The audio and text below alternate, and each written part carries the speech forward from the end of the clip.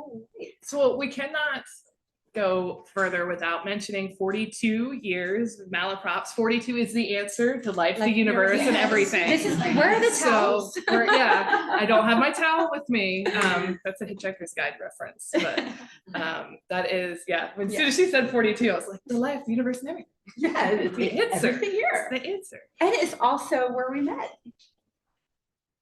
We met here, right? Yes. Yeah. Oh, okay. We have not known each other 42 years, Beth. No. The score was here. Yes. Like, I didn't make this up. So we are already off the rails. But no, Beth and I met here when Beth was part of the Writers Coffee House. Beth was one of the lead authors with 3 other authors, and I was a nobody at the time and was coming to listen to those 4 folks talk about publishing and writing, and that's how Beth and I met. And Beth was so kind with her time and everything. And well, I mean, it is also true that your book had the best title. It's such an attention grabber. And I have to, like, I did not come up with that title, someone else did. And usually my titles get changed because I'm awful at it. But Otherworldly didn't. That is mine. I did come up with Otherworldly. The rest of them I did not. I'm terrible at titles. I hardly ever come up with my own. There have been many times when I've been very proud of the title, and I'm like, here, publisher, look at this brilliant title. And they're like, well, obviously we're going to change this terrible title. And I'm like, yeah, obviously. Titles are intimidating. Yes, they are. The book I'm working on now was titled something, and they were like kind of going along with it. And I emailed them. I'm like, we can change this if you guys want, because I'm not married to it. And they were like, oh, thank you. We're changing it to this. Meanwhile, for my next series coming out is it's a sci-fi series, and they asked me for the title, and I was like, okay, I'm kind of working with this title, Full Speed to a Crash Landing. And then they were just so good. It took a long time to come up with that one. And like my agent mostly did that one. And then they were like, well, when we announce it, we want to announce the other 2. And I was like, okay, but I haven't written them or the title. So I literally gave them the title like 10 minutes before it went live. So I guess it's gonna be the title now. Nice. So, yeah. All right, so on that note, we're so very professional and exactly know what we're doing. So to me, Otherworldly is it's not a cozy fantasy, but it has cozy vibes and cozy feelings. And it does take place in wintertime, which is just perfect because it's a sweater weather of a book. That's what I'm gonna call it. Sweater weather of a book. So although there are high stakes, it's generally good people trying to do good things and do the right things. So can you walk us through the process of how you came up with this story and got these cozy vibes going? Well, the story, each of my books is different where the kind of creative energy comes from. But this one came from just wanting to write the dynamic of a person who is very skeptical of the supernatural, doesn't believe anything beyond what they can, see, touch, taste, feel. And they run into someone who is actually a supernatural being. And just wanting to write that kind of dynamic of 2 characters who are on very opposite ends of this like belief spectrum, and how they have to work together. They make a crossroads bargain, which is very Faustian, to help each other out. The one main character, Ellery, wants to end the winter that they are stuck in.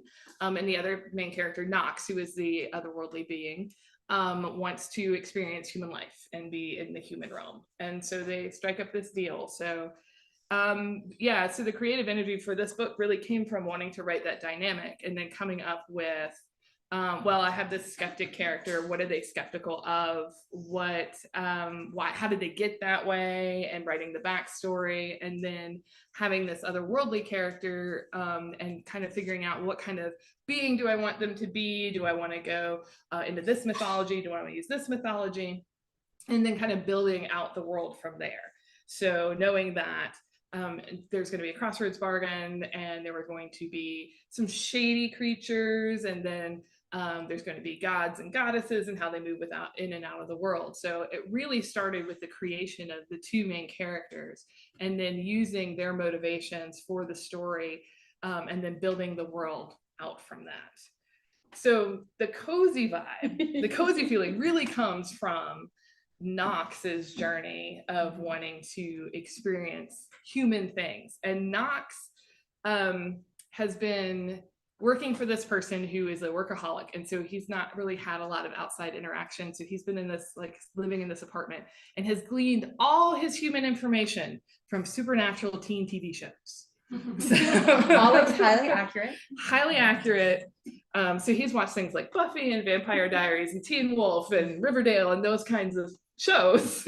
And so his kind of idea of what a full human life is like going to a teen sporting event and having a sleepover and going to a party. And then the other character, Ellery, is like, are you serious? This is what we're doing? We're stuck in a winter and you want to have a sleepover. I mean, it's a good sleepover. I mean, it's a good sleepover. But yes, that's where the coziness comes from. And it is very, very cozy. So it kind of sounds like you start from a place of character. For this book, yes. But so it's different for the other ones? Yes, it's different for each kind of where the spark comes from. So for Spellbound, which was my book last year, the creation of that came from the idea of a magical Wi-Fi and the world building aspect of it, and making the world and then populating it with characters and saying, well, if I have this kind of world, what kind of character would be fun to write about in this kind of experience? Interesting. And then So This Is Ever After was just me wanting to write a fantasy rom-com. And so it's a romantic comedy in a fantasy world set in a castle. Also with an epic title. Yes, So This Is Ever After. Again, did not come up with that. I'm a little mad at that one because I'm just like, oh, it's such a good title. I want it. So I'm jealous of that one. Yes, that was a good one. So yeah, they each come from like a different kind of little spark of idea, and then I follow the threads until I get to where I'm like, okay, this could be a book. Because there's a lot of times, you know, you get a spark of creativity and you're like, oh, maybe I do that, and then it dies. And you're like, yeah, this is it all fizzles out sometimes. Yeah. Okay, but now I have to ask, in Deeper Waters, did that start with world? That started with wanting to do a retelling. Oh, okay. Mm-hmm. That makes sense. Yes. Yeah. I'll count that as world. So you covered all the bases, like character, plot, world. Yeah. You got them all. Okay, so speaking of characters, can you tell us a little bit about the grumpy sunshine dynamic and how you do it so well? Because as a grumpy, I only know how to be grumpy. So all my characters are really grumpy all the time. How do you bring the joy in and the sunshine? I don't know, because I'm a grumpy person too. I'm totally introverted. I'm not great with people and social interactions. This is really hard. We're all gonna go home and just like hide. I'm not even kidding you when I say I'm gonna be in bed at 9 o'clock today.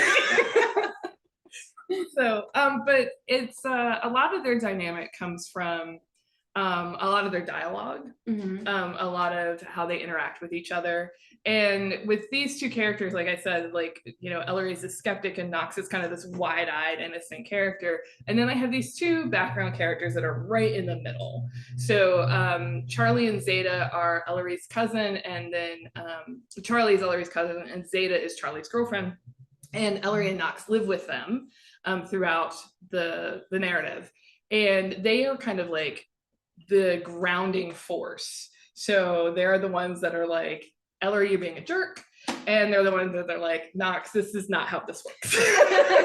Back to earth.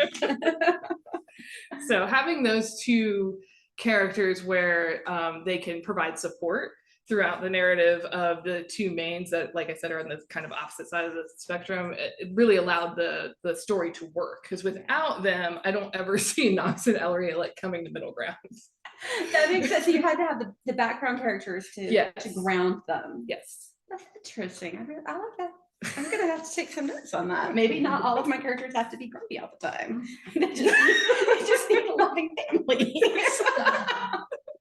Which doesn't always work in YA. But so speaking of the family relationships, like this is not a like traditional kind of family, but it does link not just the blood relation, but the found family aspect of it. And these characters become a family unit together.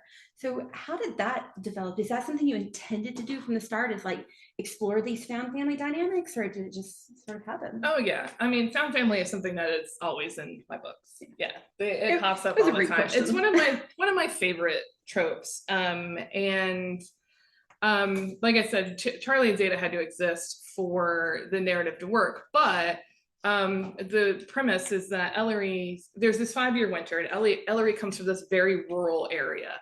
And they had to move to the city to work and send money back home because, you know, a farm cannot flourish in 5 years of winter. And so I had to give them, you know, a character to go live with. And that's where Charlie comes in. And so they have already kind of left their home or their, you know, childhood home, and are trying to make a home in the city.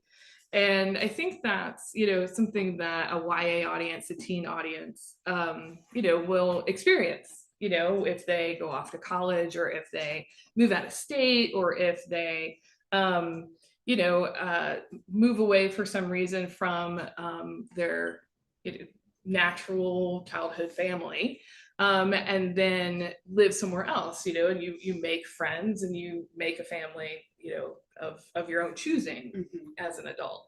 And so a lot of this actually kind of stems from, and this is sad, but a lot of this stems from, like, in 2019, my dad passed away and my mom passed away last year.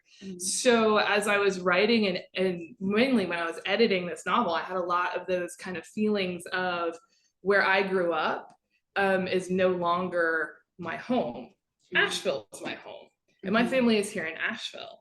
And it's the family I made. It's my friends that I have here. It's, you know, my spouse and my cats and dogs and kids. And that's the family I have here. And my idea of childhood home only exists in my memory now. It's not something I can go back to. And that's what Ellery is experiencing in this novel. Yeah. So sorry, that was a down moment. No, but that is so deep and adds such layers to it, because I will confess, I went in totally swept away by the romance, and I was and the otherworldly aspects of it. Like those were the intriguing parts that really sucked me in. But as you're talking about the found family, I'm like, I'm gonna go call my mama. So yeah, I totally see how that developed. Well, it's really important to Ellery's character arc. Yeah. Because, you know, in the beginning, Ellery is, and this was something I kind of really worked on to have a balance of, is Ellery is kind of a jerk. I mean, they're abrupt, they're brusque, they're not a kind person at all. And their character arc really is intertwined with that found family. Yeah. And kind of, because at the beginning, they're very hurt. And so they're kind of wrapped up in that. And having Charlie and Zeta and then Knox towards the middle of the book and towards the end, having them around Ellery helps kind of peel that back and allows them to feel more than just hurt. Right. Yeah. That's so powerful. Thank you for sharing that. So this might be somewhat loaded because you just said Ellery was a jerk. Ellery is a jerk in the beginning. Which character do you identify with the most? Wow. Well, I can't say Knox now because you all know I'm lying.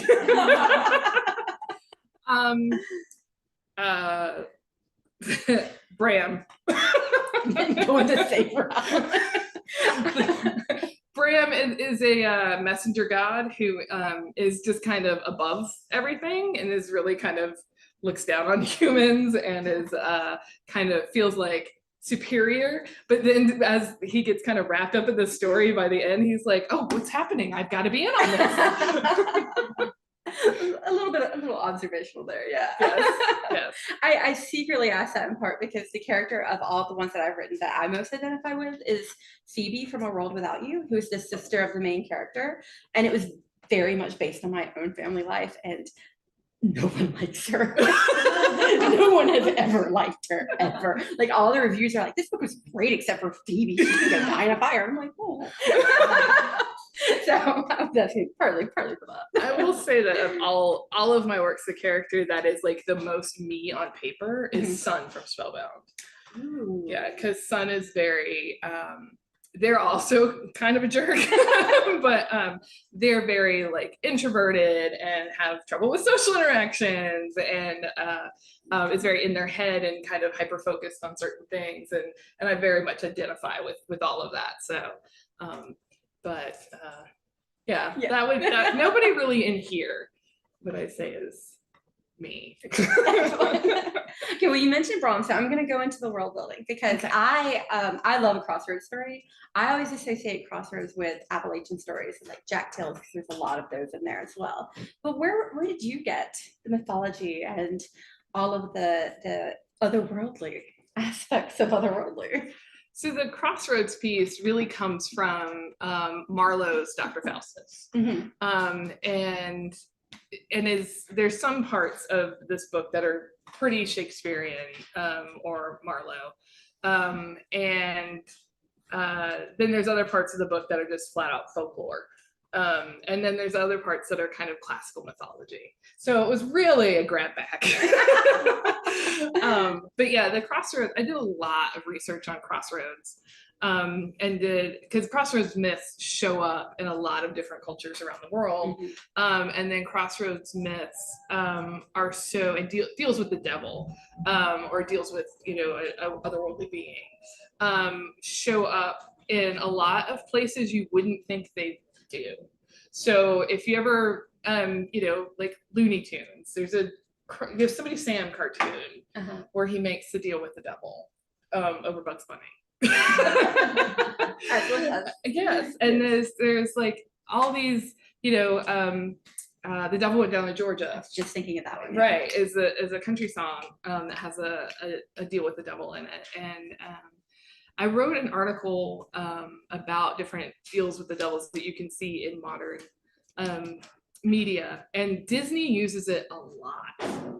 So Little Mermaid, there's a deal with Ursula, Princess and the Frog.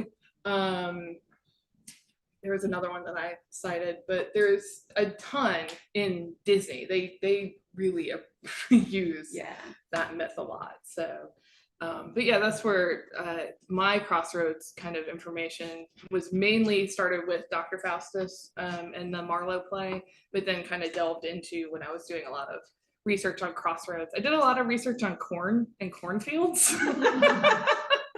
Which it's a little odd. It works. But so I have a friend, D.L. Wainwright, who writes folklore horror novels. And we met at Dragon Con years and years ago. And we're good friends and we talk often. And when I was drafting this book, I was like, I need like some creepy places. And DL was like, cornfields are creepy. They and are. I was like, they are creepy. And they live in Ohio. And one of the settings in the book, is the city. And they were talking about how in Ohio you have this big city and you drive 20 to 30 minutes out and it's all cornfield. And that's kind of like here too. Asheville, you drive 20 to 30 minutes out, it's mountains. A lot of them. And that's kind of a relatable setting.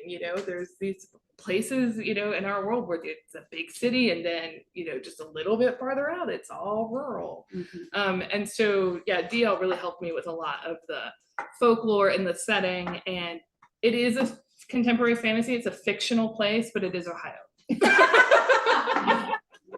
So what you're saying is Ohio is where the creepy corn and devil deals are. And that checks out, to be honest. I've been to Ohio. Accurate. I've been through Ohio. I've never stopped, which is probably a good thing. I was going to say, when you get a crossroads in Ohio, just keep going. Just keep going. Right. If you find something in a cornfield, just don't touch it. No, just don't. No.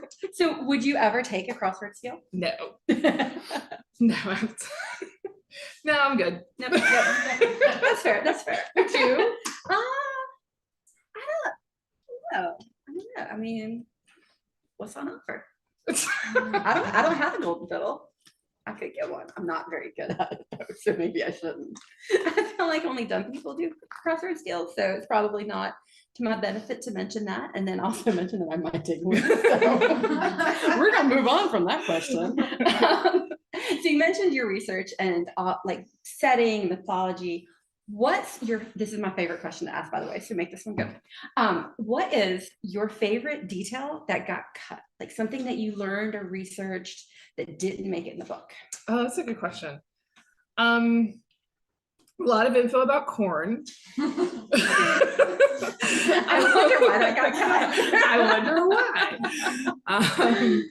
I can't really think of anything that didn't make it in. That was a detail. Someone did ask me like how fleshed out my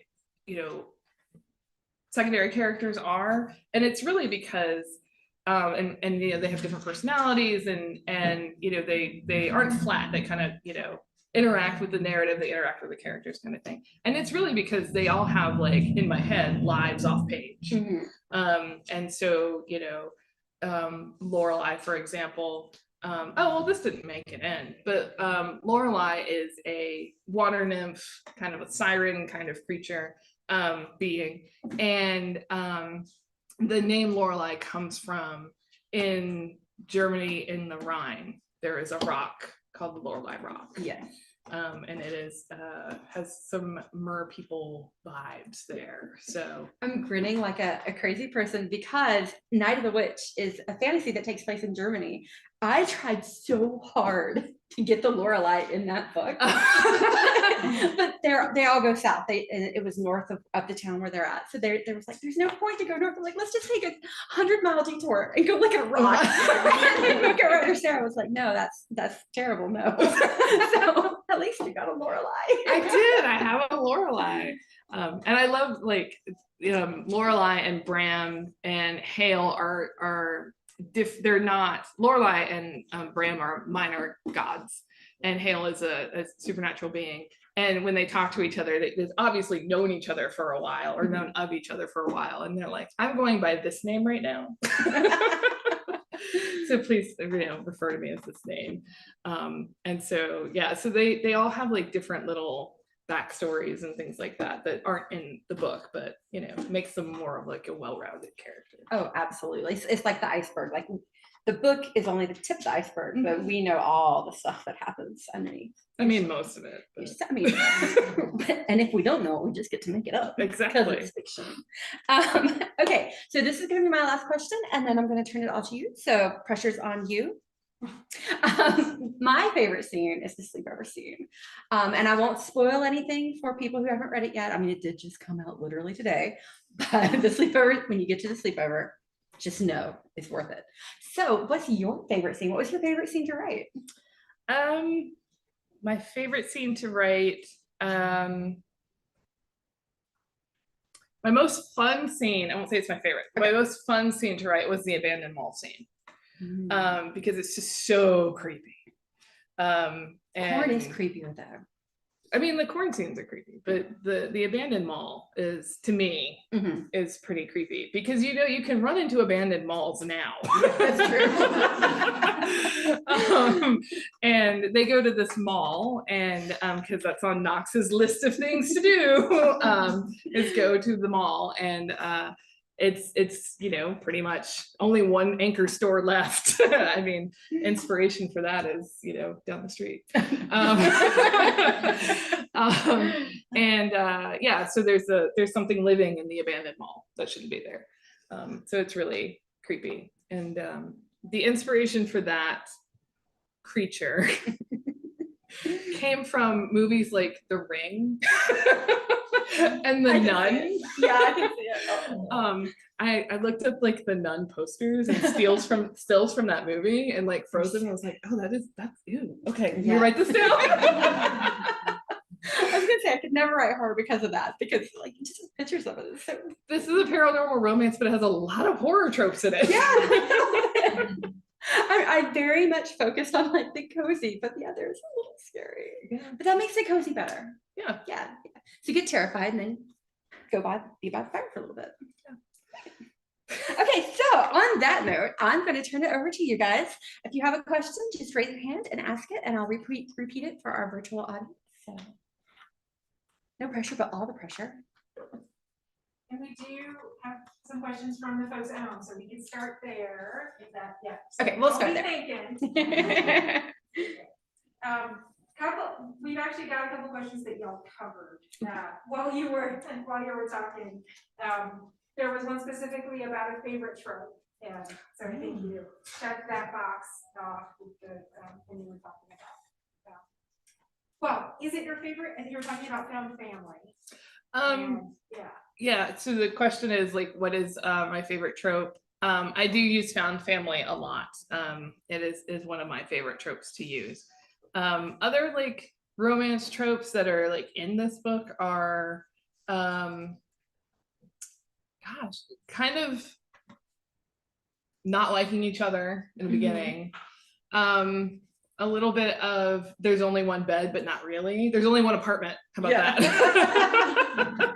Bickering into banter. Yes, bickering, a lot of bickering. And a little hurt comfort sometimes.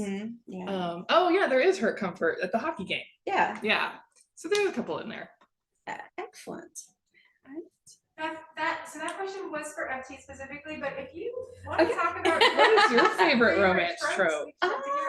I am a big fan of enemies to lovers. Like, and I mean, we have well, they're not really enemies, but bickering, Like, yes, like not quite enemies. I do like the enemies to lovers trope. I think there's just a lot of dynamic for that. I also really like people who are duplicitous. So like if somebody's a spy or somebody has a secret, I don't know if that counts as a trope, but I read a lot of secrets because I'm nosy.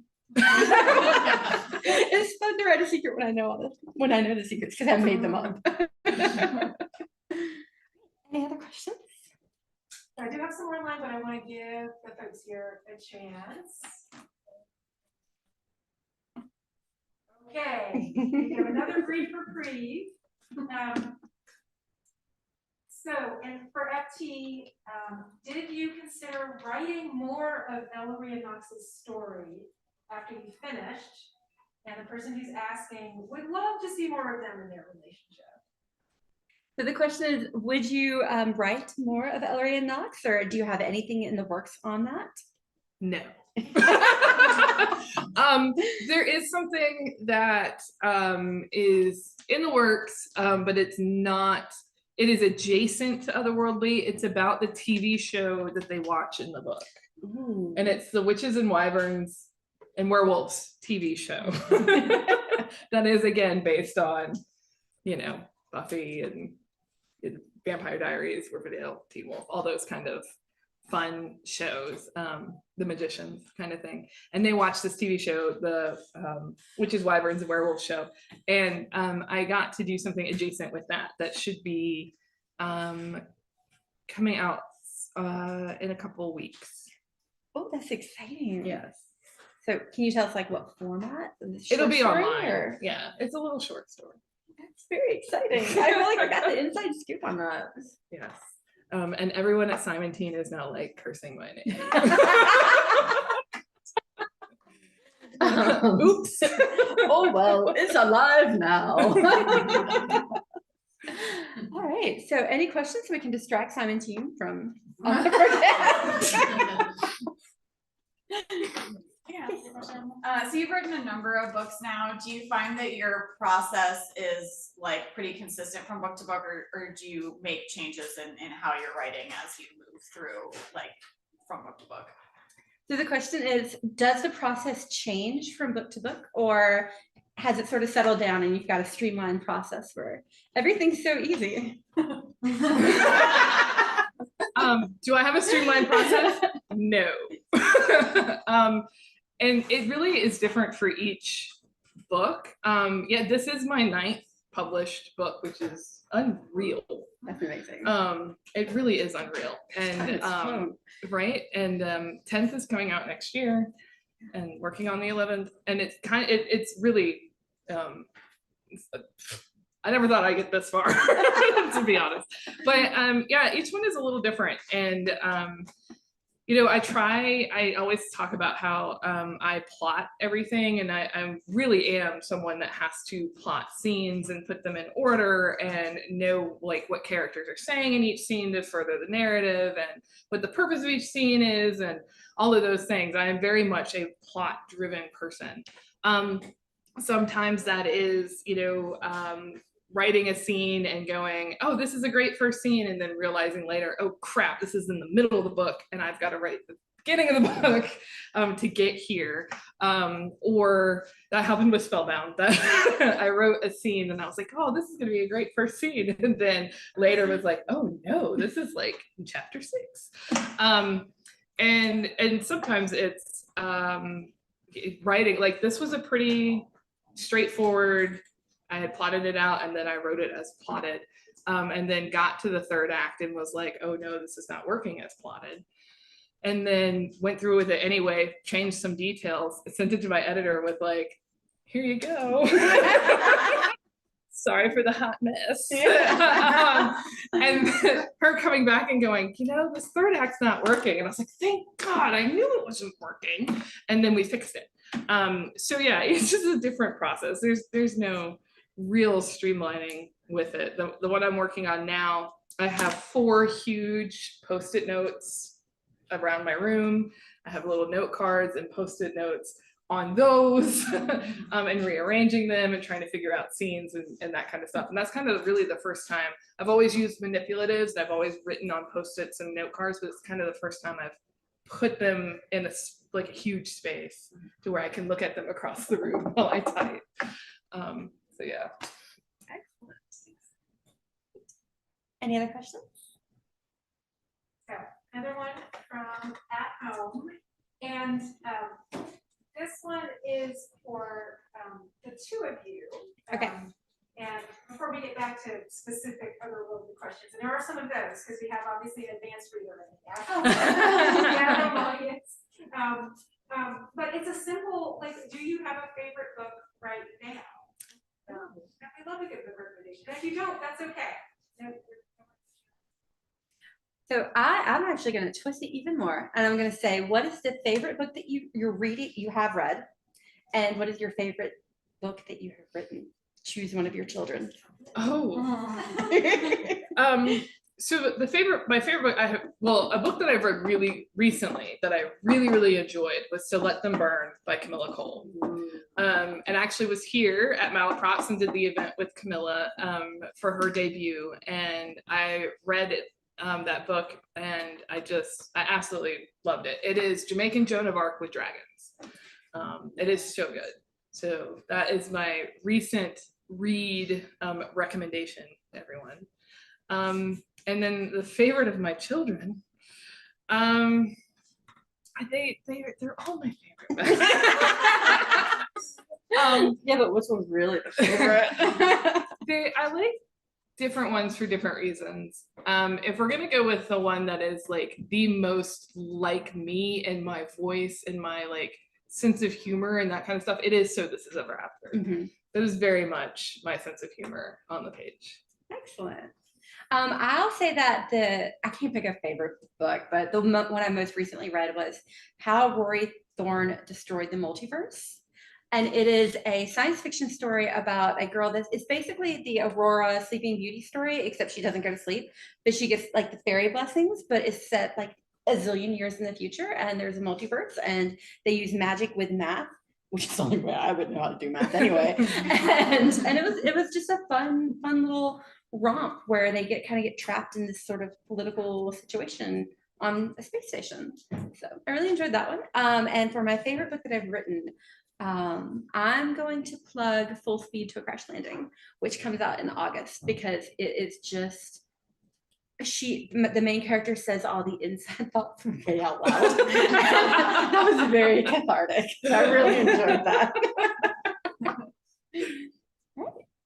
Other questions from the audience while I stare awkwardly at you all? That's why I'm like staring at the table.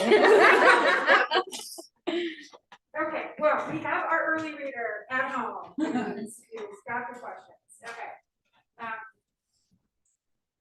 So, yeah, this isn't, I just want to reread it just to make sure it's sound spoilery. How many supernatural beings / gods, goddesses were probably in the city? We're getting into like, did you plot all of that out? And they're curious about whether or not just Bramble and Hale, since they all seem to know each other. And so if you gave as much thought to how many supernatural beings were wandering around. Right. So the question is, how many supernatural beings were in the city, and how much do you know about them all? You have a whole dossier, right? So there are several that are mentioned in the book. But yeah, I would imagine because the city itself, has been a 5-year winter, and folks aren't going to stick around in a city that's stuck in winter when the rest of the region around them has moved on and has had seasons. They're going to, leave. And so when you leave places and leave them abandoned, supernatural paranormal stuff moves in. So I imagine that there is quite a bit of paranormal activity going on in the city. Do I know everyone that's there? No. But yes, I imagine that there's quite a few different things roaming around. So we've got, is that another one from our early reader? So what's your favorite detail that actually made it into the book? And then the second part of that question with a haha is, and is it corn related? Okay, so the question is, what was your favorite detail that made it into the book, and is it corn related? It is corn related. It is. So there's a scene where they go to a kind of tourist attraction, and it is stone corn obelisks in a field that exists. It's called the Field of Corn. It is in Ohio. Oh, Ohio. It is also called Cornhenge. And it was a detail that, now the details around the Cornhenge in this book, like the kind of walkway, the windmill that's there, that there's a messenger god kind of hanging around there, and the stall of like corn keychains and stuff like that. That is all my imagination. So that's not actually at the actual installation. So it's very much inspired, but the Cornhenge in my book is very much inspired by the Ohio Cornhenge. And funny thing, I sent D.L. Wainwright a arc of the book, and they took it to that field and took pictures of the ark with the corn statues. And I actually have one on my Instagram. You can go see Otherworldly being held up in front of the corn statues. So where in Ohio is that? I have no clue. I'm going on a road trip soon. I know you are. We're cutting through Ohio on the way back. I think So it's now- outside of Columbus. Okay, I don't know where any of the cities. I know that there are cities in Ohio, but I don't know what order they're I'm in. sure you can Google Cornhenge and it'll show up. I mean, it's got to be the most popular thing in Ohio. I'm so sorry, Ohio. We love you.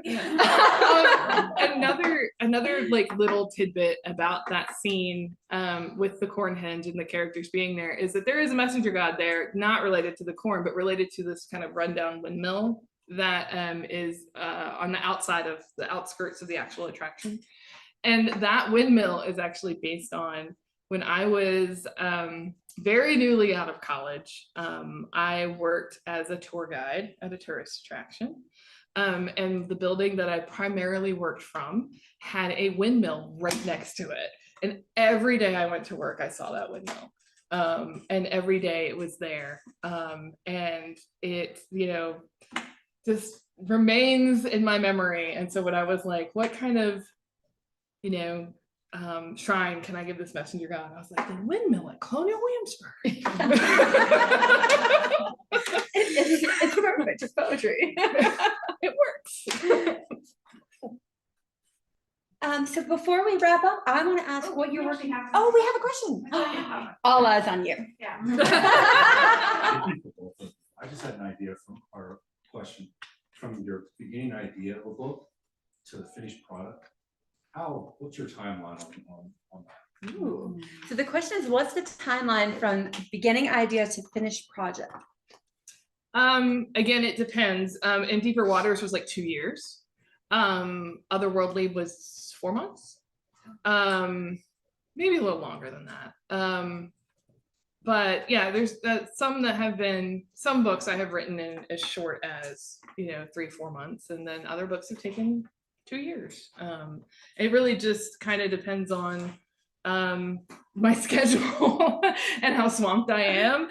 And then also things like inspiration, because in Deeper Waters I started and then I set it aside and worked on something else, and then I went back to it and then set it aside and then went back to it. So it didn't get published until 2021. So I started, I think, in 2017. So it was something that I wrote over several years and then edited and then pitched, queried, and got an agent, and then went on sub, kind of thing. And it went through the whole process.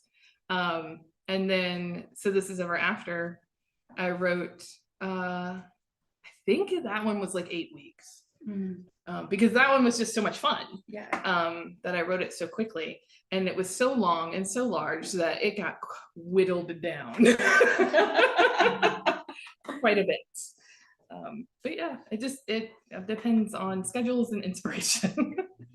I think my shortest one was The Princess and the Scoundrel. It's a Star Wars book, and Star Wars has a very fast schedule, and I'll do whatever they say because I want to write Star Wars. And so that one, from idea, from where I got the pitch to it being published, was just over 12 months. Wow. Which was, yeah. And then, but I'm going to beat that with Full Speed to a Crash Landing, because I actually know exactly where I was when I got the idea of it, because somebody really pissed me off. And I wrote the whole book out of spite. Spite is a powerful motivator. The book is literally dedicated to spite. So that is there. I wrote the whole thing in a month, and then it was sold by the end of the year, and it's going to be out in August. So that one is going to be that's really quick. To be fair, it's a novella, so it's a lot shorter, but yeah. But I also have one that I've been working on for 5 years, and ain't nobody want that one. So I just have a question, actually. Looking at your book and this book, and So This Is Ever After. Sorry, I stumbled over that. And Deeper Waters. The cover art on all of those is so striking, and so I just wondered if you could take a minute to talk about the cover. So the question is about the cover art of Otherworldly, and then of In Deeper Waters, This Is Ever After, and Spellbound. It's all the same artist. Their name is Sam Schechter. They are amazing. They came on when I was first working with Simon & Schuster, and came onto the team and did In Deeper Waters. And I got the art for that, and I was like, no notes. That is amazing. And yeah, it's they've been with the team and just continue to make amazing artwork, and they reimagine and interpret my characters so beautifully, and it's so cool. And then I believe Rebecca Syracuse is the person who does like the design of the font and placement of name and all that kind of stuff. So Otherworldly is really cool because it has the front cover with Ellery and Knox, and then on the back is Lorelei, Charlie, Zeta, and Bram. Bram is up here. And that was the only thing. That was the only note. I was like, can Bram make an appearance? And yes, he is on the back. So oops. So yes, Sam Schechter. They are amazing. Yes. Yeah, the art is so good. I know.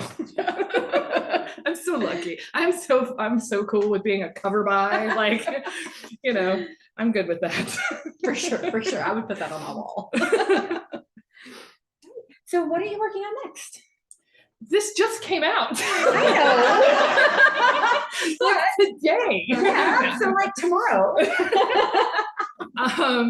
I have the thing that I mentioned that is coming out, that is just a little like short story. And then I have a book coming out in 2025. And I'm working on another one right now. So, but for the time being, for the next year, Yes, this is it. Excellent. And you? I have Full Speed to Aggression coming out in August, and then Nothing in September. And then in October, I have Fate of Magic, which is the sequel to Night of the Witch that I wrote with Sarah Rosh. And then Nothing in November. And then in December, I've got the picture book of Han and Leia's wedding from Star Wars, called From Someone Who Loves You, and that's coming out. And there's a chance How Still the Galaxy is also going to be out in December as well. So it's been a year. That is just a machine. All right. Any last questions? Yes. What was being retold for In Deeper Waters? So the question is, what was being retold for in Deeper Waters? So they did not market it as such. The marketing was Pirates of the Caribbean meets oh, what's that book? It just flew right out of my head. Gentleman's Guide to Vice and Virtue. Oh. That was the marketing, but it is a Little Mermaid retelling. It's not like beat for beat Little Mermaid retelling. It's quite different, but a lot of the aspects of the original Little Mermaid story show up in Deeper Waters. Thank you so much, FT and Beth.